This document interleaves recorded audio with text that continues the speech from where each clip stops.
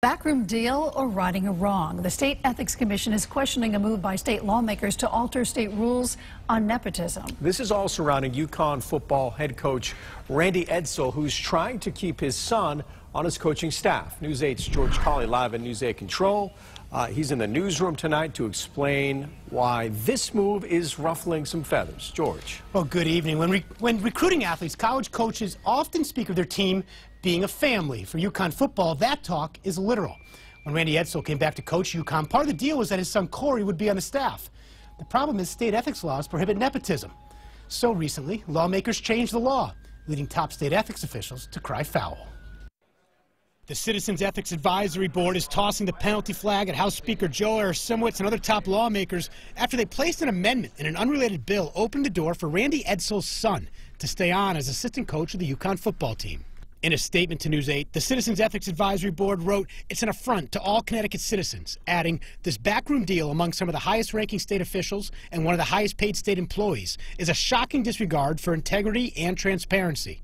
Nepotism should not be given license to flourish on the taxpayer's dime, and covert legislative action should not be tolerated." The Ethics Board issued an opinion last summer saying Corey Edsall's position coaching for his father's team violates ethics laws. But they allowed the younger Edsall to be the tight ends coach for 1 year at $95,000 as long as he doesn't sign another contract. Edsall and UConn sued, and a judge ruled Corey Edsall could stay on as coach through the appeals process. After talking with the elder Edsall at the All-State football banquet, House Speaker Joe Simowitz and Minority Leader Themis Claridis told him they thought he was being treated unfairly, leading them to add the amendment allowing family members to be hired for higher education jobs as long as the family member does not have a say in the contract. It is about the ability to recruit some of the best and brightest people in their given field, especially in the area of academia. Simowitz says it's not uncommon for coaches to hire family members on their staffs. He says the law also protects the hiring of professors for higher education. He believes Corey Edsall is very qualified for the job, and there are protections in place related to salary and responsibilities. In my opinion, when we learned that the university put those safeguards in place, ethics had given an initial ruling that as long as you put those safeguards, everything was okay.